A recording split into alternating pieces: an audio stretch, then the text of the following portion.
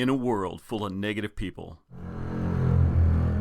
Hey man, I'm just trying to be a positive guy, a positive farmer, a positive outfitter. This is the Shark Farmer Podcast with your host, Rob Sharkey. Whatever. And welcome again to Shark Farmer Podcast. Hey, I'm your host, Rob Sharkey, and today we're going to go out to California.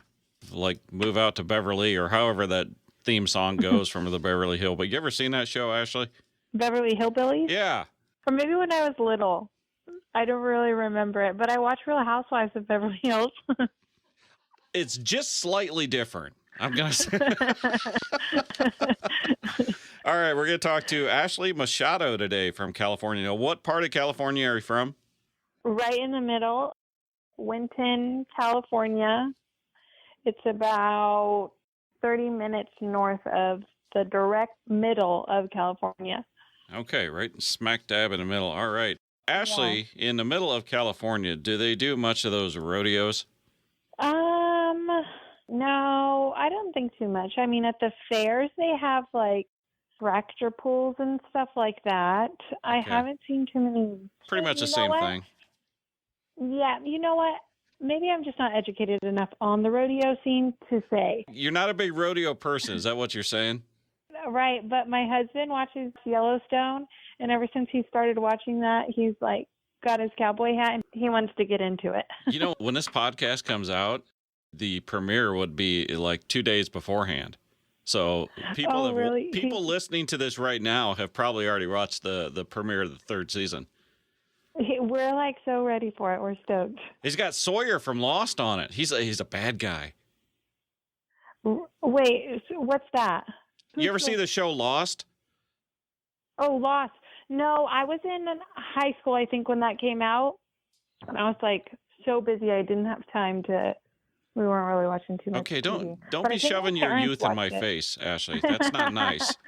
My mom watched it. She liked it. The cool guy from Lost is now the bad guy in Yellowstone. Oh. So you know how that's going to go. It's going to be good. You know what I'm saying? Yeah, I'm excited. Did you watch Game of Thrones? Oh, yeah. Okay, good. Okay, so they never really finished a story until the end of all the seasons. And I feel like Yellowstone's doing kind of the same vibe. And I think that's pretty cool. It keeps audiences intrigued. Yeah, but when did the dragons come to Yellowstone? Dude, I'll pay a lot of money to see that. Boy, light that casino up, wouldn't they? Yeah. All right, Ashley, focus. We got to get back to the ad here. We got to pay the bills. Okay, all right. Okay. So if you were into rodeo, right? If into that, you'd probably want all that information up to date and at your fingertips, wouldn't you? Yeah, definitely. Well, good thing that the Cowboy Channel, that's part of the RFD network, they now have the Cowboy Channel Plus app, so you can stream all this stuff. So like there's a rodeo happen and you want to watch it on your phone or your big screen, or if you want to watch it picture-in-picture with Yellowstone, you can do that now. Actually, I'm not sure if you can do the picture-in-picture, but let's just go with it, okay?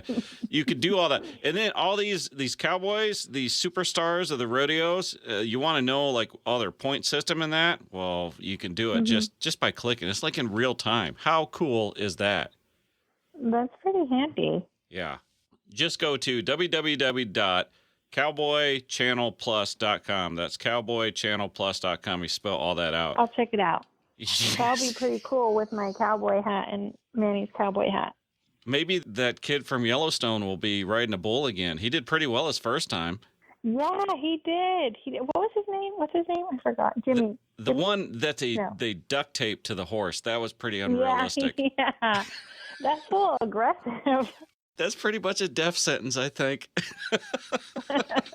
Right? They're like, we're going to tape you and you got to sit there until this horse calms down. Like, what?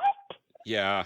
Just enjoy the show, people, because, yes, I've heard a million times how they pulled the calf. That scene was horrible. They completely did it wrong. It was unrealistic. But you know what?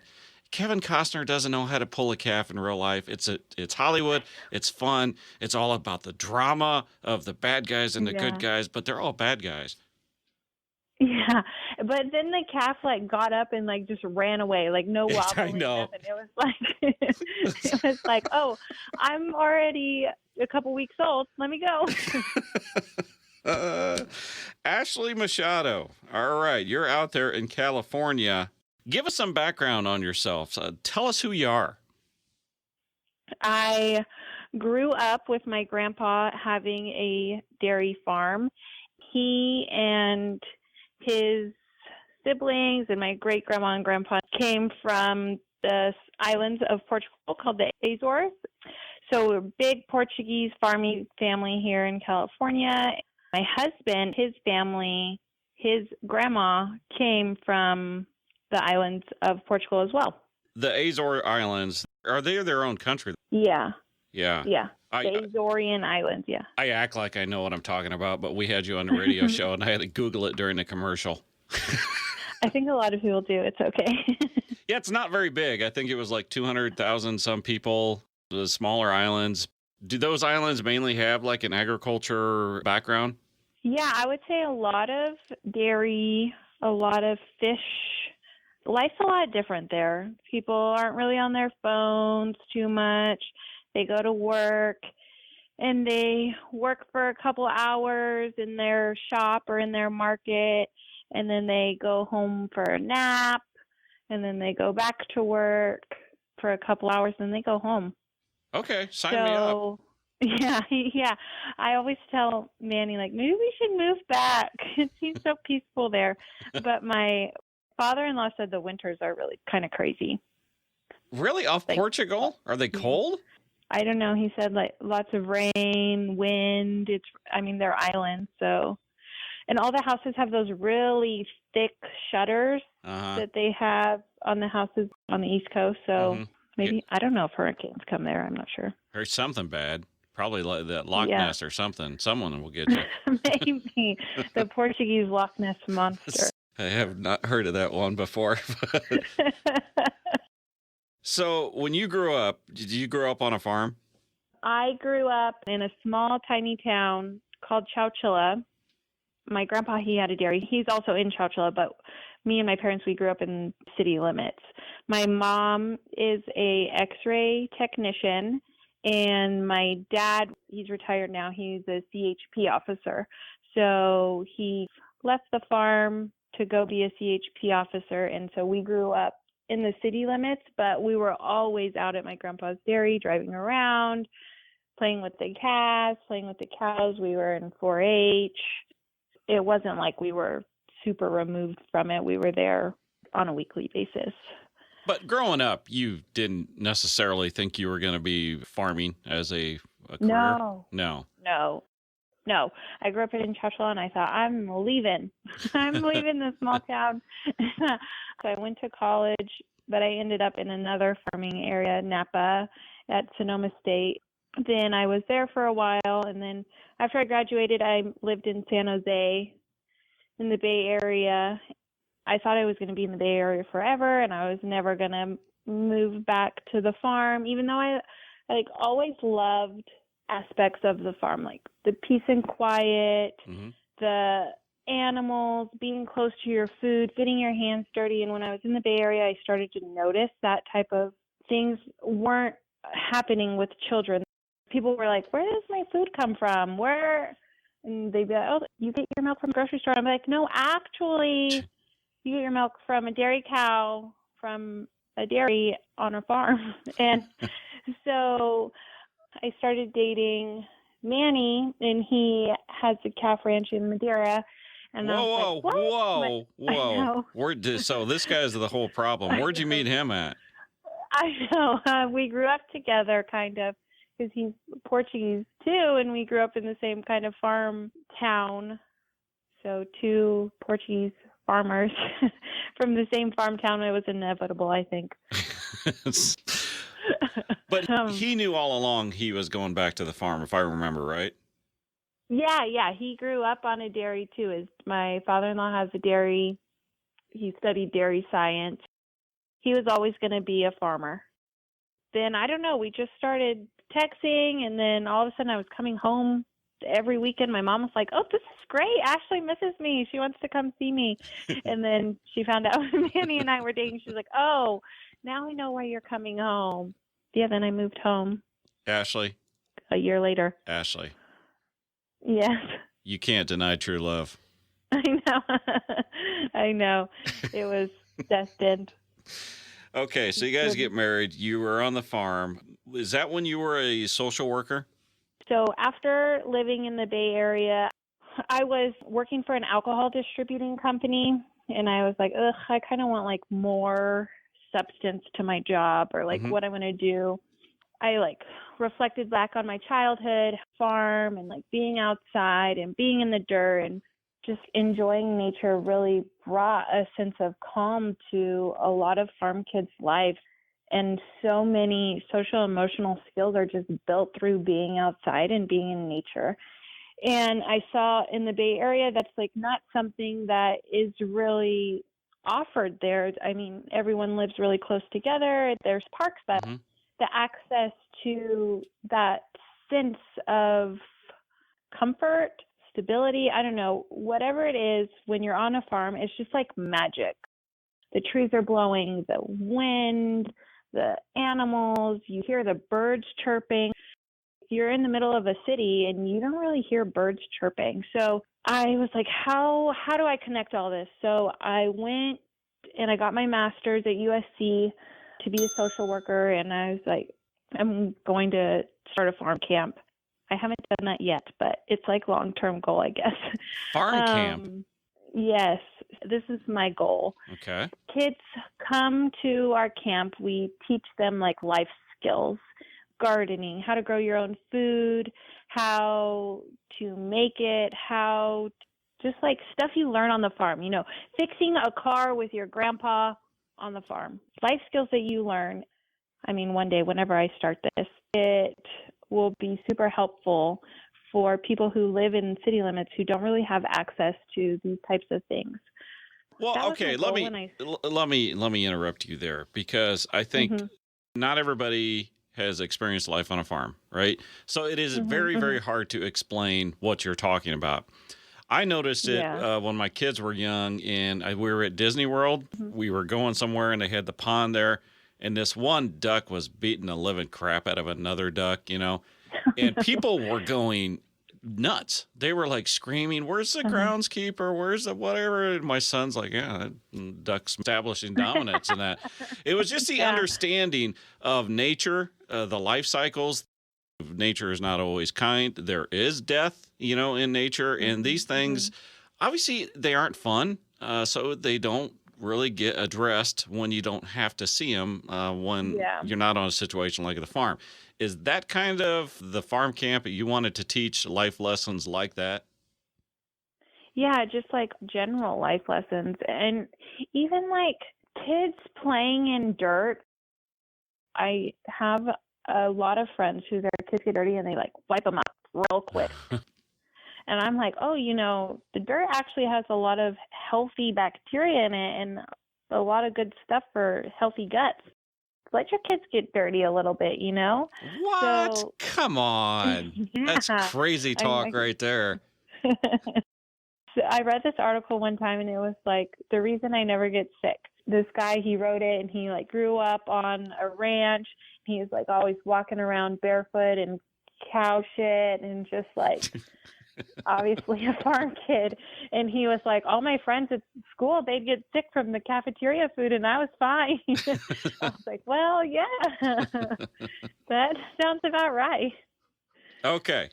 I got you off track there. So you were talking about, I think, how you eventually became a social worker.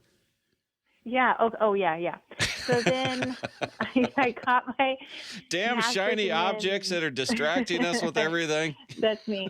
Squirrel. I got my MSW and I was doing therapy with kids, doing play therapy, sand therapy, so I could get my license to start my farm camp. Then Manny and I decided we were going to have babies. Having a farming husband, he like works, I don't know, so many hours every day. And we live super far from town. It wasn't really in the cards for me to continue working full time. So I veered off. Okay. When you did that, though, I mean, did you enjoy it? Yeah, I loved it. I mean, working with the at-risk youth is pretty cool. they go through a lot, and helping them just to feel better about themselves and building self-confidence is pretty rewarding. Mm-hmm. The reason that I keep pounding and going back to that, because I feel from the radio interview that established a certain mindset with you to where you're doing now with the baking and the bread, that all kind of stemmed from working with the kids. Is that right? Yeah. So I am selling sourdough bread. On my website, I have an area where people can go and they can donate, and then I will provide farm goods, whether it's produce or bread, whatever is purchased, to this nonprofit here local, and they give it to their families in need. So people go to the website and they can donate to this cabinet that I have called the Care Pantry, and I provide sourdough bread.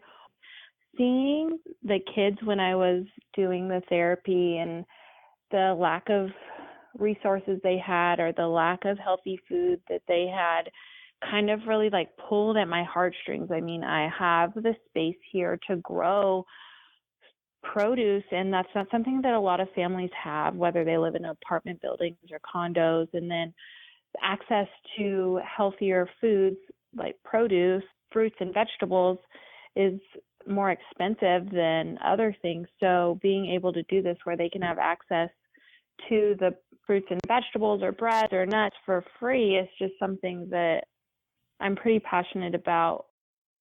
I was just there yesterday. Local farmers around me donated some figs and some plums, and then I donated some sourdough bread. All the bread that was purchased for the month of May, I matched it. 87 loaves are going to families in need this month, which I'm pretty stoked about. So I was there dropping it off, and they were telling me that family came, and this one little boy, he was so excited to get his bread because he enjoys slicing the fresh made bread for himself and making himself a sandwich. And I think that's pretty cool. I don't know, there's something nostalgic about doing stuff yourself, and then me kind of providing these kids the ability to do stuff like that is pretty awesome. These sourdough loaves you do, they're not just loaves of bread. They're almost like works of art. You must take some care and some time into making these things. It takes about 24 hours to make a loaf. So I do like however many I need at a time. So it'll take me 24 hours to make 15 loaves, the same amount of time. But the fermentation process, because it's all naturally leavened, there's no yeast at all. So that is what kind of takes more of the time. The sourdough, is that like a Portuguese thing? Why sourdough? There was a need for it. The market was right. I mean, if I'm going to be honest, that's the truth. Here locally, there's no sourdough bakeries like in San Francisco or down south. A lot of the cities that line the coast, there's San Luis Obispo, there's tons of sourdough bakeries. But here in the Central Valley where I live, there's none. So that was kind of the idea behind sourdough. So you got pictures of these sacks, and I mean, it looks like there's the green, there's orange, there's yellow, there's the sourdough in them, and that's going to a family. How do you do this? Is it going to families that are like lower income, or is it going to families that are struggling getting the right kinds of food to their kids? Well, I think families that are lower income might be having a hard time getting the right food to their kids. So the nonprofit that I work with, they have 17 families that they work super closely with. Those 17 families are guaranteed to get something from the Care Pantry every week. But then also the Care Pantry is open, so if someone in the area wants to come and can come get some produce or bread and there's still some left, then it's open to them as well. So I just have a cabinet it's called Restore Merced. It's a business in downtown Merced. And I just drop off to there. Well, since COVID started, they've been delivering to the families' homes, but before the families would come and just pick up what they needed. I don't know what it takes to make 80-some loaves of bread. I'm sure it's not free. But the time, I mean, you're putting a lot of money and a lot of time and effort into this. Tell us why. I think we are all connected. I don't know. We're all brothers and sisters, and I am super privileged to have the life that I had growing up. Like, my parents worked really hard and my grandparents worked really hard. My dad had a dirt floor growing up on the farm. My grandma would be sweeping a dirt floor. So they worked really hard to put themselves in the position that they're in, and I'm super thankful for everything. And I think like paying it forward a little bit to someone who is struggling is kind. I don't know. I think that's what Jesus wants. Well, you don't have to explain. You don't have to apologize for wanting to be a nice person.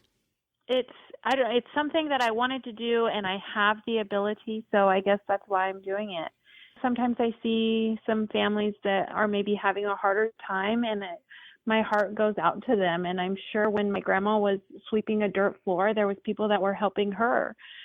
So I think that with everything going on right now, what we all could be doing is just like looking out for each other and being kind. What I like about you is obviously you guys are on a farm of dairy. You're working hard. You know what hard work is. Your family growing up, you knew what hard work is. You appreciate what you got, and you appreciate it to the fact that you want to give back. It seems to me, like your work with the troubled kids, where you see a need to it, to where I'm sure your kids probably have never really gone without, and I'm assuming here, have gone without, good produce, good food, the things that you would like every child to have. And that's just you being a nice person. It's a foreign concept to me, being nice, but I like it that you are. Yeah, I mean, my kids haven't had to go without food. I'm thankful for that. Are your kids involved in this? No, not yet. They're 3.5 and 1.5. So you know what? Ashley, I think I'm probably going to disagree with you there. I mean, I'm going to say they're very much involved because they're watching you do it. Yeah, you look at people that have this mindset. Again, I'm going to guess that your parents had the same mindset. They wanted to give back. That's how people learn this stuff. So in that way, your kids are definitely involved. They're probably going to grow up. As soon as they get old enough not to burn themselves on an oven and stuff, they're probably going to make loaves of bread and all this stuff. Yeah. Yeah. Both my grandmothers were very active in the community. My mom's mom, my grandma Carol, she was maybe the most kind person I have ever seen or encountered in my life. No judgment. My mom grew up in a mixed family, and I didn't even know, I think, until I was like in my 20s. And there was no like, oh, this is my stepson, this is my stepdaughter. There was nothing like that. It was just like, we're all together. We're all brothers and sisters, a family. So yeah, that is ingrained in us. And our kids do see how we act around people, and they do see how we treat other people. So it's important to try and be our best, not only for the people we're encountering, but for the children that we're raising. In your area, is there a larger Portuguese population? Yeah. In Turlock, which is a neighboring town, there's a huge Portuguese population. And then where I grew up in the small town of Chowchilla, there's a huge Portuguese population. And then there's a lot in the Bay Area, like San Jose, Santa Clara, San Luis Obispo. So there's a lot of Portuguese people here. Actually, in California, we have these things called festas. People come from all over the state, and they wear these big capes, like they're trying to emulate the Queen of Portugal from the 1800s. And she used to have bread under her cape and give it out to homeless people. There's this story that her husband didn't want her to do that, and so she would sneak it under her cape and she would hide the bread. And then one day she was giving out bread, and he came and he said, "What are you doing?" And she said, nothing, I'm giving out flowers to these people." And he was like, "No, you have bread under there." And she opened her cape, and there were roses. So Jesus turned bread to roses. I don't know. That's the Portuguese story. So that's why they come every Sunday. People walk these small towns and they have their capes, and then they go into a hall and soapish is cooked, which is this bread soaked in broth with beef and cabbage, and anyone can come, and it's free for everybody. Whether you're Portuguese or not, whether you have a mansion or you're homeless, like anyone can come and you can enjoy the meal. And that happens like April to, September. Every Sunday you can find one in a small town somewhere. Did that have any bearing on you going to bread? I mean, there's lots of things you can do. Did that have something to do with it? Bread is huge. Bread is huge in Portugal. When we were visiting, you get bread delivered to your door every day. You get milk delivered to your door every day. And for breakfast, you have your coffee, some bread, and some cheese. Every day, huh? Yeah. Manny's, my husband's grandma, she doesn't speak too much English. That's what she has for breakfast. Cafe, that's what she calls it. Cafe, cheese, bread. So the cooking thing, is this something you learned when you started doing this, or were you cooking since you were little? No, I didn't know how to cook anything. I didn't know how to cook anything.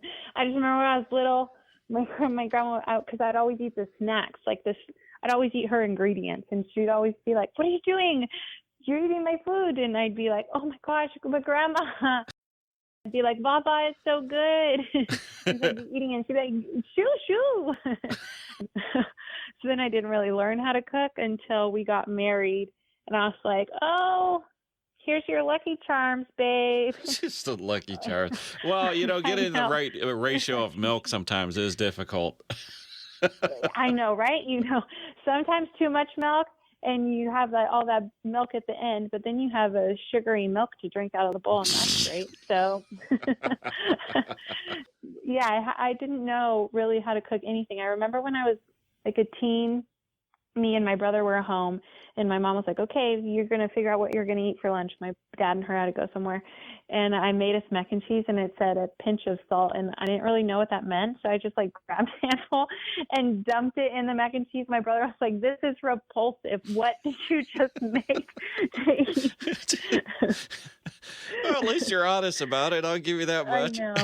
I know. So now, since we got married, I clearly had to figure out how to feed us because no one was here. And in the Portuguese families, like my husband's mom, she would make them every meal, every day, just spreads of food. And then we got married, and I was like, "Dude, I can't do that for you. So you can have Lucky Charms, Cinnamon Toast Crunch, or Honeycomb." Those are pretty good choices, though. I gotta say, those are solid cereal. Yeah. Yeah, I had to figure it out. And so I would say I'm doing pretty good now. Right now I'm taking, have you heard of Master Class? Master? No, I guess not. Oh, it's cool. It's this website, and professionals come and they teach a series on something. So Wolfgang Puck, Gordon Ramsay, they have some cooking classes on there. So I'm taking those right now. Oh, do you like to be yelled at by Gordon? Well, he's a little aggressive a little bit, but I was watching one of his cooking shows one time, and this person had undercooked their fish, and they were doing a challenge on the ocean, and he was like, "This should be in the ocean still, it's raw," and he threw it. Whew, I'm glad I'm not doing that. The best is someone brought him up, I don't know, it was a steak or something. He's like, "This is so underdone, a good veterinarian would bring him back to life." Oh my God. Yeah, you got to be tough if you're taking his class in person. I'm not that tough yet, so I don't know if I'll be doing that. But I've been practicing and cooking out of cookbooks, and I think it's something that if you do it like anything, if you do it over and over and over again and you gain confidence, then you kind of just run free. And if you have the patience and the joy to do it and you enjoy doing it, then it'll come to you. So. Okay. Your farm, you guys are dairy. You also raise almonds, don't you? Yeah. Here on the Cat Ranch, we have almonds, and then my husband, he raises dairy calves for local dairymen. I think he has about 43 dairies, and he raises their calves from day 1 to about 4 months old, and then they go home. All right. So it's Yeah. between the both of them, that's got to keep you guys really busy. Yeah, almonds are pretty hands off for the most part. There is stuff you have to do, but they allow him to he's super involved. There's so many calves here. He knows every single one. There's 11,000 right now, and he knows every single calf, when it came, when it's going home, which dairy it came from, if it had any type of medication or anything, how much it ate. He's like on top of it. 11,000. Wow. Yeah, you guys should come out one day and see it. Yeah. Plus, I want a sourdough bread. Yeah. Sourdough, you can see some almonds. Yeah, you guys should come out. You're legitimately a nice person. You're the story of what agriculture needs, right? And I like that you didn't necessarily come from a farm. I mean, I know your grandparents, but you grew up more towards a city. You lived in a city in the Bay Area. You understand the mindset of the people that don't come from the farm. I love what you're doing. So I'm going to ask you this. What do you want people to know from the cities about farming? That people put so much hard work and dedication and love into raising food. It's not just something that they do as a hobby or to pass time by. They really care about that head of lettuce, that one head of lettuce that's on your dinner table. Someone put so much time, effort, and resources into growing that for you to eat. And for them to be able to see and appreciate all of the hard work that families put into growing food that's on people's dinner table. Well, and I think you are a very good ambassador to teach people about it, because if I would go to San Francisco, I would not know how to communicate. I don't know. The first farm word that I said they didn't know, I would probably just stop talking. Yeah. I know when we were still dating, he came to visit me. He was like, I can't breathe. There's too many buildings here. I was like, no, it's okay. So I understand. Social media is a great way. It does get kind of scary sometimes, but it's a great way to connect people from the city and people from the farms, because they're really just these completely different worlds. And so if we as farmers could work on how we can communicate to them, I think just all the time and love that goes into farming and raising this food, but not even food. A cotton t-shirt is from a farmer, or the wine is from a farmer, or vodka is from a farmer, like there's so much stuff, like wood is from technically a farmer. So if we can figure out how to communicate that, sometimes people who are in cities, it's like you go to the grocery store and you buy your stuff and then you go home. We have to tell people, this is what we are doing here and this is how we're doing it. And yeah, I think that that's something we can do as farmers, and that's what I want people in the city to know. Yes, that's fantastic. So speaking of social media, where can people find you? Care and V Farms on Instagram, Care and V Farms on Facebook, and www.careandvfarms.com for the website. Yeah, and that's Care, CareAndVFarms. Yeah. What's the story behind that? Oh, it's named after my grandmothers, Carol and Virginia. My grandma Carol, I've already talked about her a little bit, but my grandpa had a dairy refrigeration business. So they were pretty involved in the community and the farms, and she's pretty awesome. And then my grandma, well, she's my Portuguese grandma, so I call her Avó. She worked on the dairy every day, milking cows and all the things. So they're pretty awesome. Wow, that's a great story. Yeah, actually, you are a great story. Giving back to people in need, giving back to just be nice, and trying to spread the word of agriculture to people that don't understand where their food comes from through a very, very well done social media. So, Ashley, I want to thank you for doing all that. Oh, no, thank you for having me on. I am excited to see where the farming world goes. Obviously, there's always going to be people who don't agree. But I do think, like, with social media, people are starting to see what we as farmers do for the community, for our animals, for people. So I'm excited to see how that affects, like, all farmers all over. Yeah, during this interview, though, I did get online and I bought a vacation home in the Azore Islands. So I hope that's all right. Did you? No. Oh, I was like, damn. Oh, podcasting's not that lucrative. Hey, one day. That's absolutely right. Well, if we ever get to California, I'd love to stop by. Yeah, it was a visit with you guys. You're doing a great job, and thank you for everything. Yeah, and if you ever go to the Azores, let me know, and our family members will be happy to have you over. They love people. They're like, oh, you're from California? Come see me. Well, Ashley, thank you very much, and everybody else. We hope you tune in next week. And thank you for listening to the Shark Farmer Podcast. I am your host, Rob Sharkey. Please visit us at www.sharkyfarms.com. And just search for Shark Farmer to follow me on Twitter. Later.